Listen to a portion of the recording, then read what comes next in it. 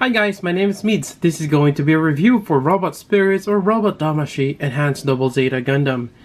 Now, I don't have the normal Double Zeta Gundam, so it's going to be a little hard for me to differentiate. But I did look up pictures online and there's a few things that are a little different.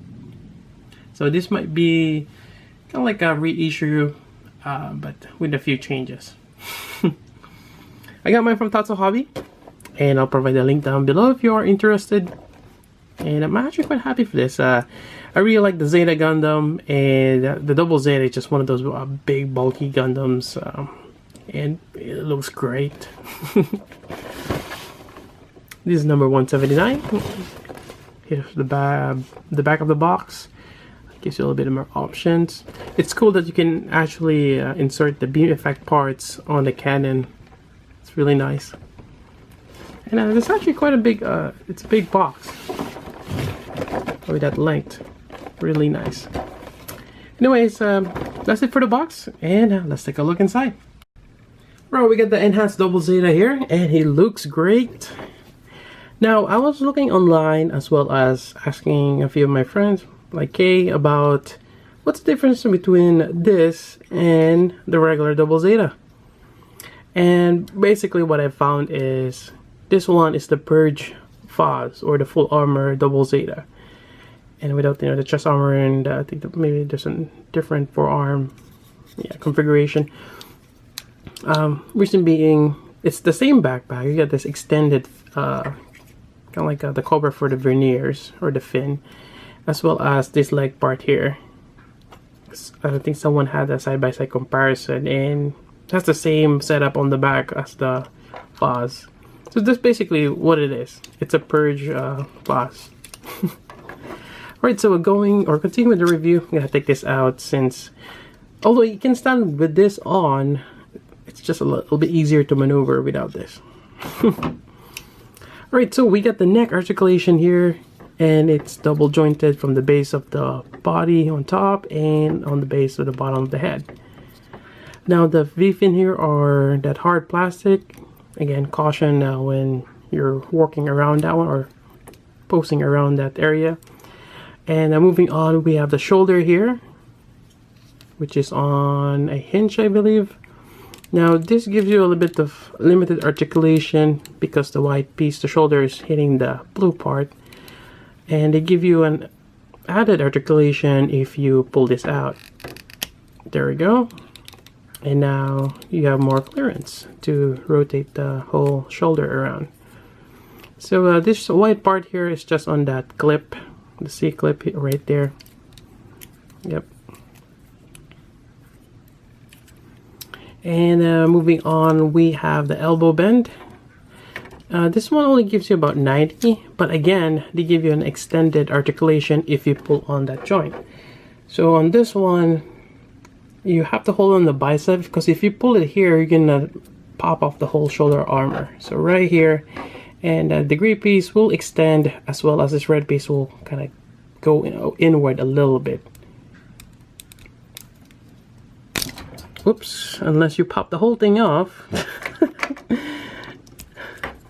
Okay, a little too much. Alright, so there we go. All right. Not too much. All right, so with this,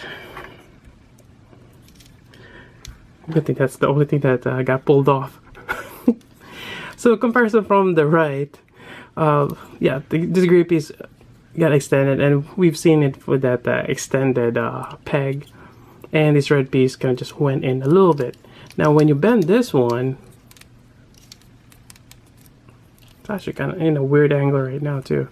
If you bend this, now you get a better angle. It's actually quite nice. Yep. And moving on, I'm just gonna leave those joined there. I can do the same thing here. Although, that's really odd. I was doing this before. Well, I'm not holding on the bicep. I'm actually holding it on the shoulder, which probably a better. There we go. All right.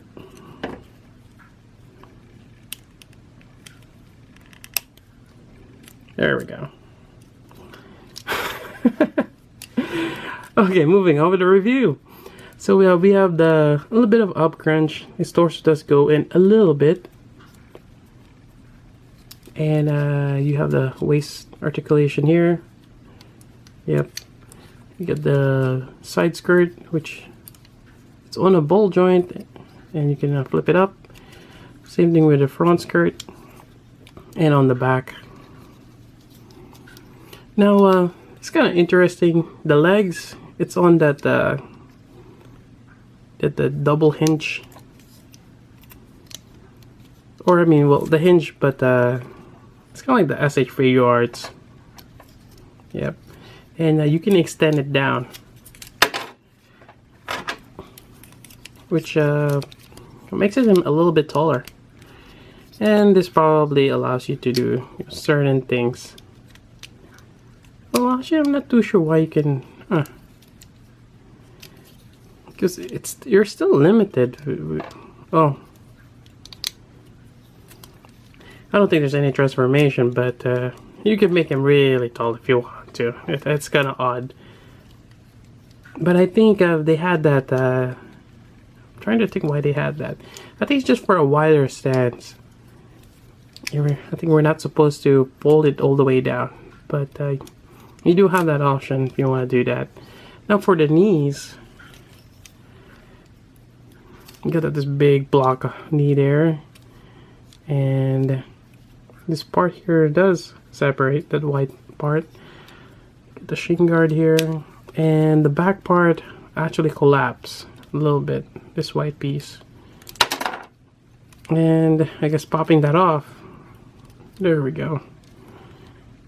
Ah, interesting. Okay. And this is just held by friction. I mean, it's kind of weird that you can open up a little bit, but yeah, this whole thing just slides out. Interesting. And this piece does pop off, and it's on that C-clip right there. Seems sort of quite a bit fragile, but kind of gives you a better look of what's inside. I don't think there seems to be a hinge there, and you can move this. Okay, there we go. All this ankle articulation and this part here. Interesting. And let's put this back on. There we go. And I think that's pretty much it for articulation. It's actually quite great, especially the upper body here where you can extend the joints. I really like that. This one you get a bit of a shifting armor, which is really nice touch. But well, he's not going to be bending his knees that much. And I think, is there? I'm thinking there's a tie swivel. Oh, there is. That's great. Alright, so let's put this down and let's go over the other accessories. So while we're at it, we're going to look at the backpack here. So we got thrusters or the verniers, which is not on a joint. So that's fixed. You have these fins that you can slide out. You have also this, which is has beam saber hilts. They're huge.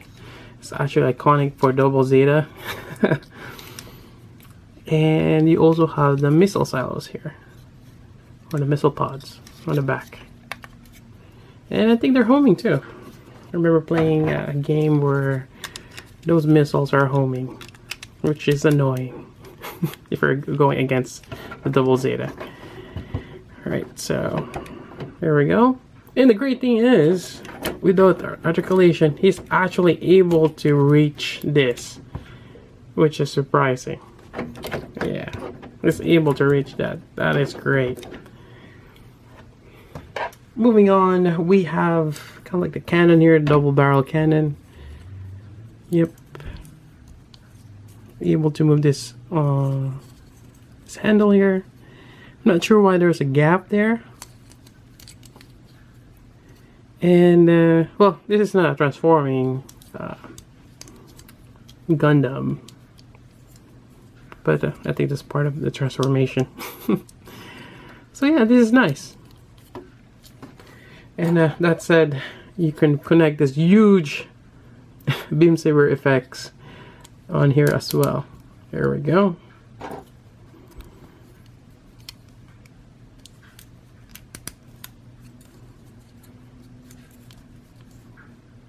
Yep.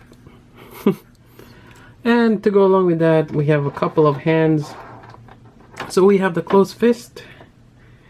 We have a pair for holding the beam saber hilts. You can do a little bit of that. You got a pair for open hand. And you got a pair for the cannon. Yep. Alright, so let me just demonstrate. I'm gonna put the left hand for the beam saber hilts. Let's see if how well that works. Pop this out.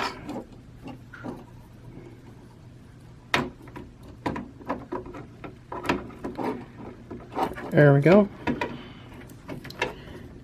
So again, he's able to reach that, which is a great effect. Pop this out.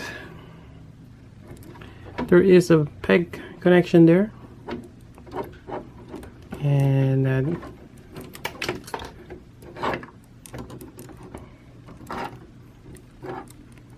it's a little hard for me. I'm trying to... Come on. There we go. Putting stuff on behind the camera is a little tough. I'm nearsighted. No, that's not an excuse. It's a little tough because you're in a certain angle. Anyways, that's that. Let's take one of these. Just want to show how awesome this beam saber is. How ridiculously huge. So it's able to hold it without much problem. And yeah, it's quite huge. It's like a big pocket stick.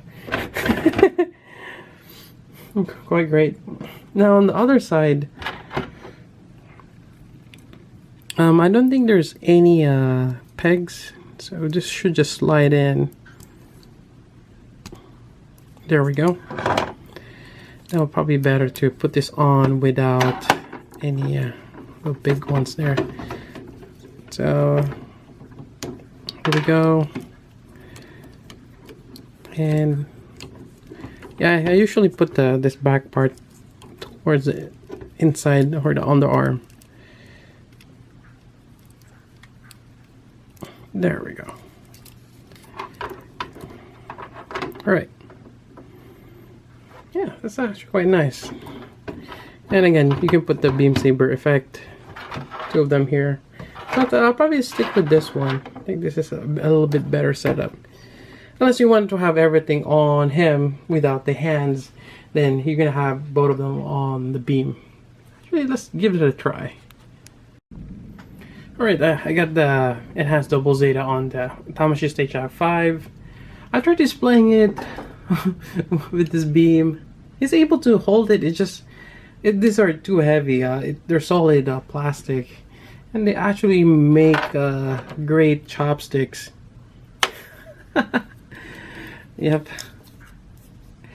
And I'll probably just display him without it. Or maybe have him held one of the beam saber. But, you know, for now, I'll probably leave it the way it is, as you see here.